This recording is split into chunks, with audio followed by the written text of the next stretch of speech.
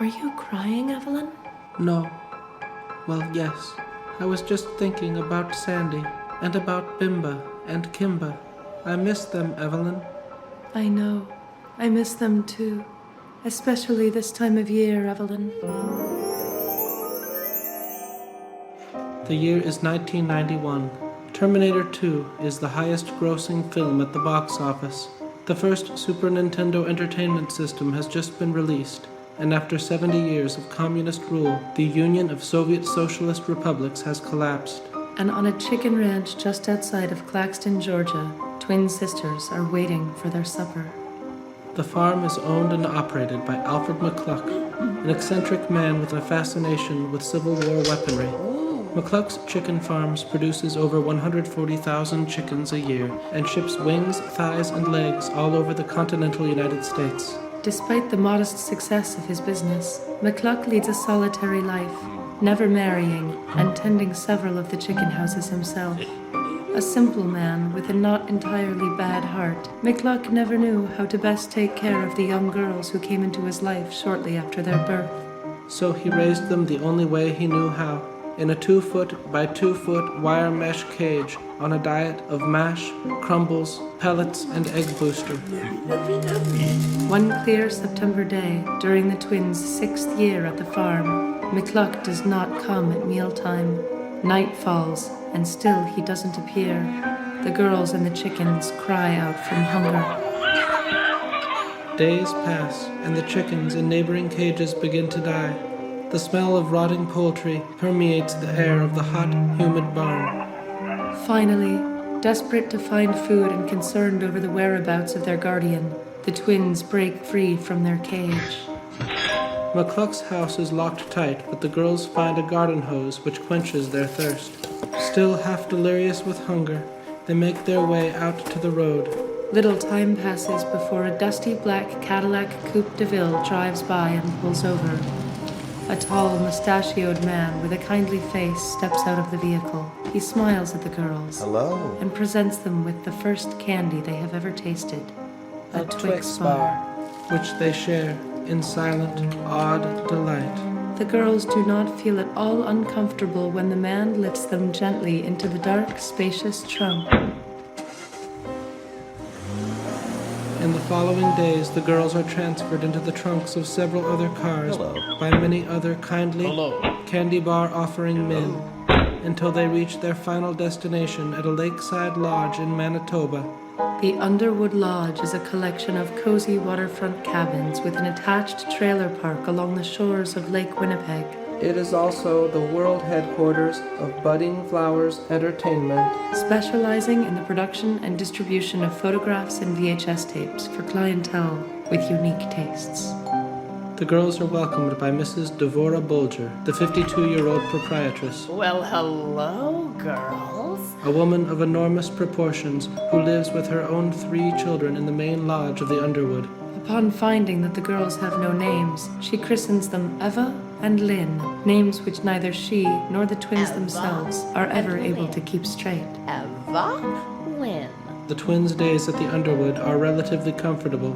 They are well cared for, the food is delicious, and there are many other girls their age. Once a week, photo sessions take place. Convivial affairs that involve makeup, a wide variety of dress-up costumes, and inventive new games.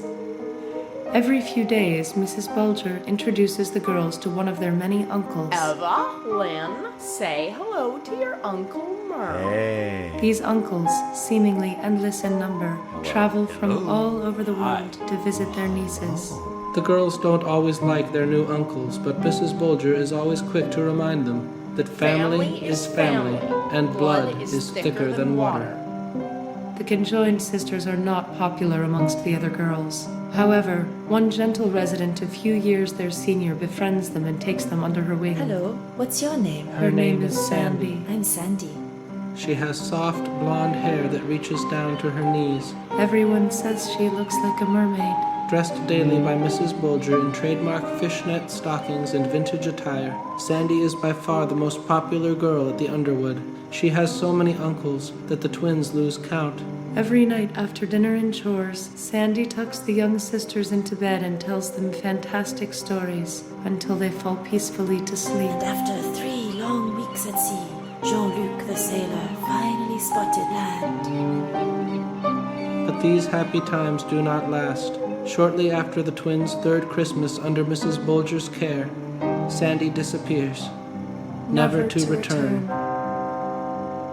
The twins remain at the Underwood for the greater part of 2 long, miserable years. Without Sandy to protect them, they are ostracized and abused by the other girls. What are you looking at, Four Eyes? The photo sessions involve fewer fancy costumes, and over time, their uncles become more peculiar. Did I ask you to talk? The twins begin to notice a disturbing tendency for girls, much like their dear friend Sandy, to quietly disappear from the Underwood around their 12th or 13th birthday.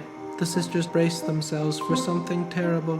One autumn, when the girls are 11, an old man who speaks only Spanish takes the twins into a large orange van and drives them to their new home. Step right up, see amazing human oddities, freaks of nature. Be warned, people with heart condition, children, women, we will accept no responsibility for fainting, reoccurring nightmares, or death. Dillard and Fullerton's elusive and illogical traveling show is the 12th largest touring circus in North America. Former insurance salesmen, Dillard and Fullerton distinguished their enterprise by procuring the most shocking specimens of the grotesque and unusual. Their small administrative staff works tirelessly to combat legal actions and public allegations of animal cruelty and human slave trafficking. Life in the circus is harder than their time at the Underwood. There is always work to be done. In addition to their chores of laundry and sweeping, Mr. Dillard insists that the twins spend many hours each day practicing their act. What are you standing around for? The girls are frightened of the clowns, several of whom, by amazing coincidence, also happen to be their uncles. Hello. But still, overall, these early days at the circus are a happy time for the twins. Every night, to the delight of audiences across the country, the girls appear in the center ring singing and strumming a ukulele atop Bimba and Kimba, the world's only known conjoined twin Siamese elephants. The twins feel they have found true soulmates in Bimba and Kimba, who they affectionately refer to as Elephant Elephant. This special bond is reciprocated by the pachyderms, who fondly nuzzle the girls with their trunks and seem to delight in giving them rides. The twins and the elephants are inseparable. With the help of Alfonso the Arresting, the animal trainer, the twins tend to the elephants, feeding and grooming them daily. But one terrible August morning, Bimba and Kimba refuse to take their food. Due to the unsanitary conditions of their quarters and an improper diet of popcorn and cotton candy, the elephants have contracted a rare form of elephantine diphtheria, compounded by early-onset Alzheimer's disease. For the next 2 weeks, the twins can only stand by helplessly as their companions become sicker and weaker and begin displaying obvious signs of memory loss. The last few days are almost unbearable, with Bimba and Kimba's confused, sad eyes looking up at the girls with great anguish, but no hint of recognition. And on one grim September day, the sister's 16th birthday, Elephant dies. The funeral is held the same day, a grisly affair at an industrial trash compactor behind a Home Depot in Fort Dodge, Iowa. The twins are devastated. Without Bimba and Kimba, life is but a terrible and meaningless void. They resign themselves to living out the rest of their hollow existence in solemn mourning. The emotionally exhausted sisters fall from favor within the circus.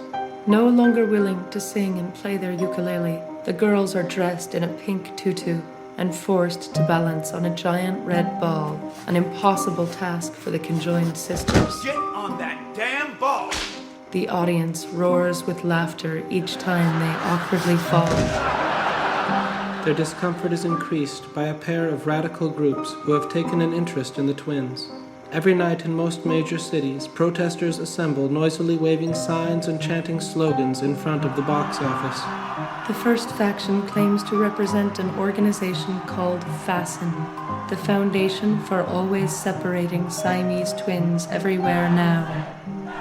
Citing the Bible, Fasten members vehemently believe that it is the will of the Lord that all conjoined twins be separated and allowed to live individual lives.